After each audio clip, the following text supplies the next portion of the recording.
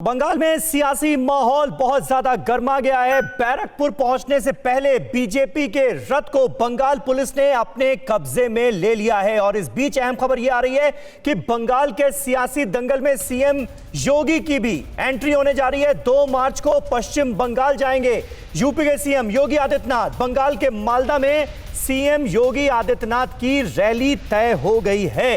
हमारे साथ तमाम खास मेहमान मौजूद हैं। खालिद अब्दुल्ला साहब, सवाल तो यही है, अभी तो चुनावी मौसम है और तमाम बड़े नेताओं की रैलियां होंगी, किस किस की रैली रोकेंगे, किस किस की रथ यात्राएं रोकेंगे, कानून व्यवस्था का हवाला देकर? देखिए, कोई अहम खबर आपने बना दिया तो अहम खबर नहीं हो जाती है। ये खबर तो आपको पता है, दिल्ली में 12 चीफ मिनिस्टर और पूरे केंद्र मंत्री उतर गए थे इलेक्शन से पहले, तो अहम खबर तो पता चल गया कितना अहम खबर था। 7 सीट में सिमट गई थी जो जीतने की बात करी। दूसरी बात रहा रथ यात्रा रोकने की, तो इनको आपको भी तो पता होना चाहिए समीर भाई, आप भी तो कम से कम एंकरिंग जो कर रहे हैं टीवी में, तो ये 6 तारीख से 6 फरवरी से शुरू हुई है, इसको तो रोका नहीं गया।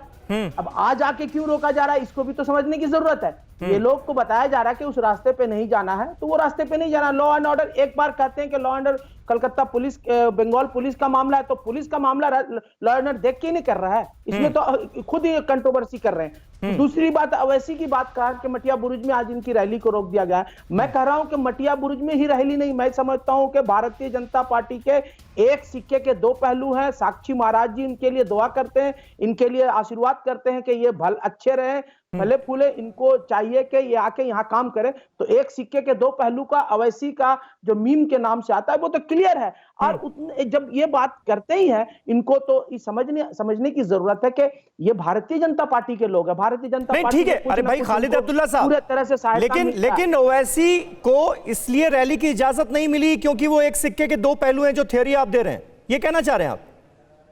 नहीं, देखिए, सिक्के के 2 पहलू इसलिए है, ये फिर क्यों यहाँ पे आके मुसलमानों की बात करते हैं? ये लोग अभी बात कहे ना कि मुसलमानों के, मैं इन पे सख्त नफरत करता हूँ, सख्त एहतजाज करता हूँ। मुसलमान कह के हिंदुस्तान में मुसलमान करके राजनीति मत करे। और शोएब जमई साहब, हिंदुस्तान के मुसलमान करके राजनीति मत कीजिए, ये टीएमसी की सलाह है आप लोगों को।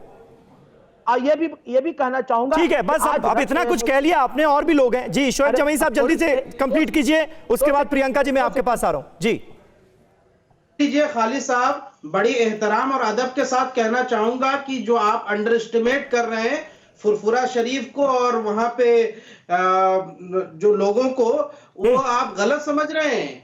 आप ये समझिए कि मुसलमान अब थोड़ा थोड़ा वहां ये सोच रहा है कि ममता दीदी ने हमको आजादी दी है। अरे हम हिंदुस्तानी हैं, गर्व से कहिए कि हम हिंदुस्तानी हैं, हम मुसलमान हैं जरूर, हम मुसलमान भी फख्र से कह सकते हैं। लेकिन जब मुझे बताइए कि किस मुस्लिम डेलीगेशन से ममता दीदी 10 सालों में मिली है? किससे मिलती है बताइए ना? मिलती है अरे लोगों से, पूरे बंगाल में हर मुसलमान के हर अदारे से मिलती है। आपको मालूम है, आप कोई कलकत्ता में रहिएगा नहीं और कलकत्ता की बात करते हैं, आपको मालूम नहीं है। एक हफ्ता पहले 10 दिन, अच्छा, एक मिनट खालिद अब्दुल्ला साहब, खालिद जी एक एक करके शोएब जमई साहब, बीजेपी यही तो आरोप लगाती है कि भाई मुस्लिम तुष्टीकरण किया ममता बनर्जी ने, आप कह रहे हैं मुसलमानों के लिए कुछ किया नहीं।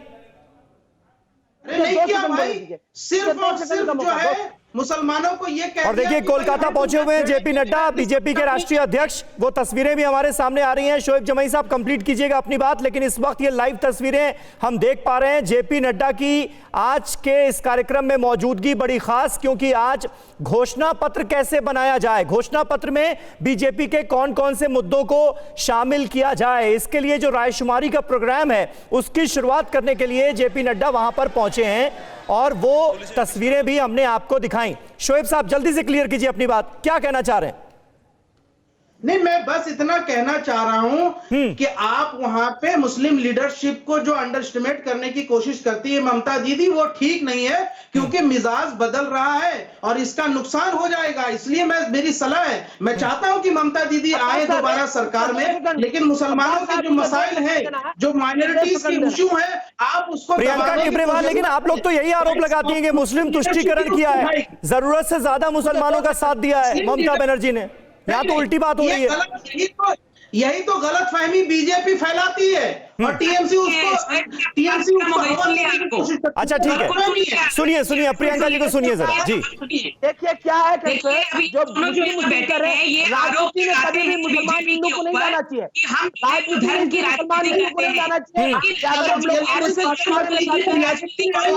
लगता है कि अरे भाई एक मिनट, खालिद अब्दुल्ला साहब चुप हो जाइए, आपसे बात हो गई ना। प्रियंका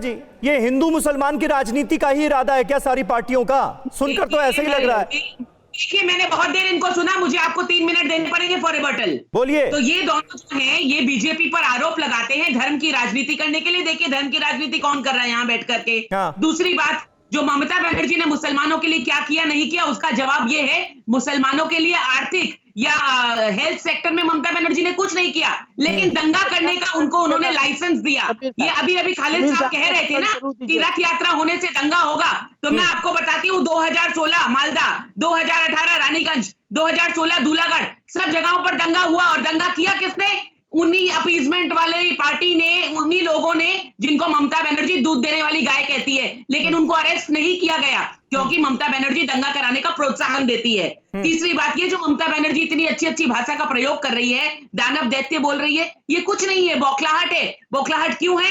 क्योंकि रुचिरा बनर्जी को सीबीआई ने नोटिस दे दिया तो उनका दिमाग खराब हो गया, इसलिए कहती है अब बीजेपी को रथ यात्रा नहीं करने दूंगी, बीजेपी को कुछ कैंपेन नहीं करने दूंगी। अरे भाई सीबीआई अपना काम कर रही है, उसका गुस्सा आप दूसरे ऑपोजिशन पर क्यों उतार रही हैं? क्यों किसी को आप प्रचार नहीं करने देंगी? लेकिन प्रियंका जी ये मान लीजिए खुदा ना खास्ता अगर रैली में रथ यात्रा के दौरान कुछ हो जाता है इस रूट से निकालने पर, जिस पर पुलिस मना कर रही है, तो आप ही लोग पुलिस को जिम्मेदार ठहराएंगे, ममता बनर्जी की सरकार को जिम्मेदार ठहराएंगे? ये सुनिए मैं आपको बताती हूँ, जितने भी रूट्स हैं और सब जो है वो हमने 15 दिन पहले चालू किया था, तब करके सारे परमिशन क्लियर कराए थे, तो वो आज रूट खराब कैसे हो गया? क्योंकि देखिए नहीं तो पुलिस को कुछ इनपुट मिले होंगे, पुलिस को कुछ इनपुट मिले होंगे जिसके चलते रूट बदलने को कहा जा रहा है, यही तो वो कह रहे हैं। मैं आपको बता रही हूँ इनपुट ये है कि बैरकपुर में बीजेपी की जो पकड़ है वो बहुत मजबूत है अर्जुन सिंह की वजह से। दूसरा इनपुट ये है कि दिनेश त्रिवेदी ने वहां खड़े होकर के जो इनकी बेइज्जती करी उससे बौखला चुके हैं, इसीलिए बैरकपुर की इस यात्रा को इन्होंने कैंसिल करवाया। और सबसे बड़ी बौखलाहट है 3 दिन पहले जो समन्स हुए रुचिरा बनर्जी को, वो अपनी ताकत दिखाने के लिए ममता बनर्जी कहती हैं कि बीजेपी को कुछ नहीं करने देंगी। अरे समन्स हमने नहीं दिए, समन्स सीबीआई ने दिए। ठीक है, अवनिजेश अवस्थी इस पर कुछ ऐड करना चाह रहे हैं। अवनिजेश जी लॉ एंड ऑर्डर मेंटेन करना तो पुलिस का ही काम है ना। अगर पुलिस कोई सुझाव दे रही है कि इस रूट से नहीं दूसरे रूट से आप ले जाइए, शांति भंग होने का खतरा है, तो क्या मान नहीं लेना चाहिए उसे? समीर भाई बड़ी साफ सी बात है कि वहां पर बाकी ममता बनर्जी की कहीं भी रैली हो सकती है, वहां लॉ एंड ऑर्डर की प्रॉब्लम नहीं होती। अगर दूसरे राजनीतिक दल को है तो कौन लोग हैं इसका मतलब? उस रैली में गड़बड़ी करने वाले कौन लोग हैं? बड़ी साफ सी बात है कि टीएमसी के लोग हैं। पुलिस को प्रिवेंशन अरेस्ट करना चाहिए उनको। ये सवाल, ये बिल्कुल साफ सी बात है, ये साफ सी बात है कि संविधान द्वारा दिए गए अधिकार किसी भी राजनीतिक पार्टी को अपने मतदाता से मिलने से रोक नहीं सकते, जिसके लिए high court, Kolkata high court ने कई बार टिप्पणी की है, पंचायत चुनावों में की है। और खालिद अब्दुल्ला जो है सबके बीच में बोलते हैं, हार के डर से इतना मत बौखलाओ, हार के डर से इतना मत बौखलाओ। बंगाल की जनता ने संकल्प लिया है इस सरकार को निश्चित रूप से उखाड़ फेंकने का।